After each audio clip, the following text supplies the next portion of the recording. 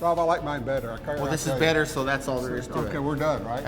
See you later. All right, we got a 1911, traditional 1911, right. And we've got an XDM striker fired gun. And people hear striker fired gun.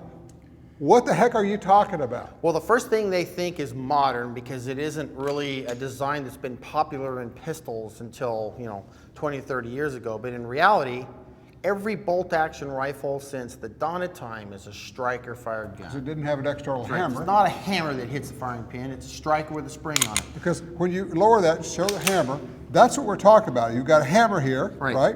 It's got a spring down here in the mainspring housing. When you pull the trigger, the hammer goes forward. It literally goes forward like that. Okay, and then here you have a spring, but it's not down here. Right. You've got a spring, and basically it cocks, brings the firing pin back and holds it in a backward position, and then when you release it, it goes forward, the firing pin or the striker simply goes forward, hits the firing pin, and fires the cartridge. Bang goes the gun. Well, it hits the primer. Sorry. Yeah, it hits the primer. We hope it goes off. Yeah. Okay. So, difference, better, worse? There would have been a time that I would have said because it differed from a 1911 design that it had to be inferior. Yes. I wouldn't have been able to tell you what was good or bad about that. But Spoken like a true guy who grew up on a 1911. Grew up on a 1911. Yeah, so, of course. So if it didn't have a hammer and external safety like that, it couldn't be any good because it was different. So I didn't like it because it was different. Right. However, they both have advantages. Okay. We can do things with the striker fired gun you can't do with the other Really? guns. Like what? Well, you can change points on the frame of where the grip frame can be. Because you don't have the mechanism in here to work. Right, you don't have to have all that down there. So there's, in this gun, below the grip safety, there's nothing here. You could cut this frame off right here and it still would function. So all you have to do is make this feel good, fit the hand well. So now we can make that any shape we want. We don't have to actually fit it around any parts like mainsprings or mainspring housing or flat springs. Okay. Advantages mechanically, well, I suppose an engineer could make an argument one way or the other, but from a performance standpoint, I can't see there's any difference. No, and you can make, and people say, well, the 1911 is a great trigger. Right. This can have a great trigger too. Can have a great trigger also. You can design it any way you want to design it. That's right. It's an open slate, and you can make it do anything you want.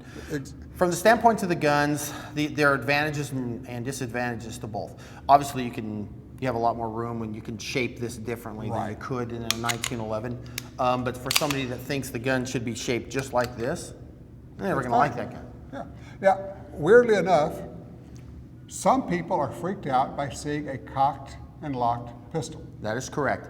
All right, but a cocked and locked is how you should be carrying this in most cases. This gun's safe manner of mode of carry, if it's loaded, is round in the chamber, loaded magazine, hammer cocked. Hammer's cocked, the safety's on, it's locked. Correct. That is perfectly safe. But some people look at that and go, oh, I don't like having a cocked gun. I don't like the look of that. Even the range at home where I shoot all the time, if the range staff use 1911s and carry 1911s, they're required to have the hammer down.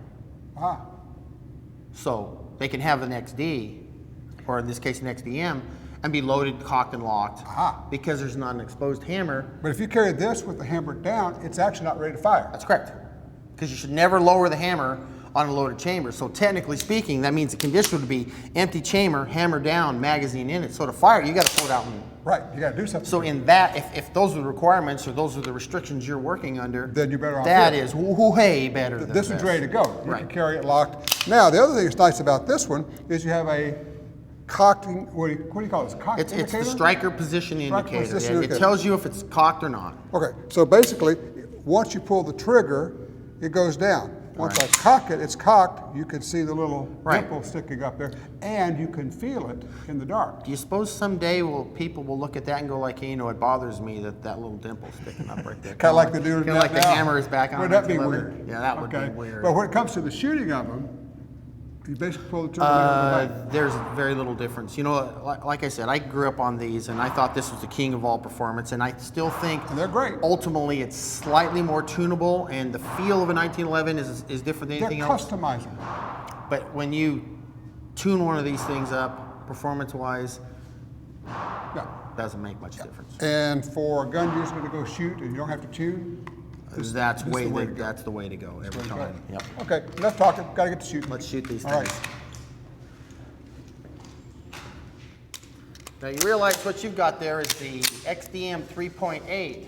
So I've got the 3.8-inch barrel, but I've got a full-size grip so I can have more magazine capacity. Right, so your gun holds 19. Now I'm using a single stack RO 9mm with 9-round magazines. So that means my 2 magazines together hold the same as your 1. Ooh. So you do have a huge advantage there. That's a good point. That is a good point. More magazine I'm capacity. trying to find a way where this is better for me. No, it's just not going to be. I'm not coming up with anything. We got to choose. I took this. You took that one first when you knew what the test was. Okay, here's the thing. When I start shooting, you start shooting, okay? Okay.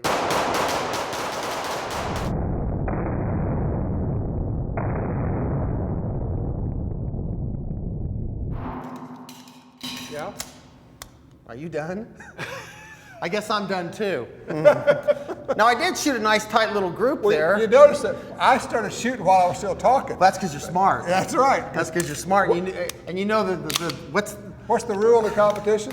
If you ain't cheating, you ain't trying. there you go. That's right. Both of them are great guns, and Fantastic. it really is personal preference. Personal preference. You know. They're both good guns. They have features. You know, I tell a student or somebody looking at one of these, they pick them up, go shoot them both. You make the decision.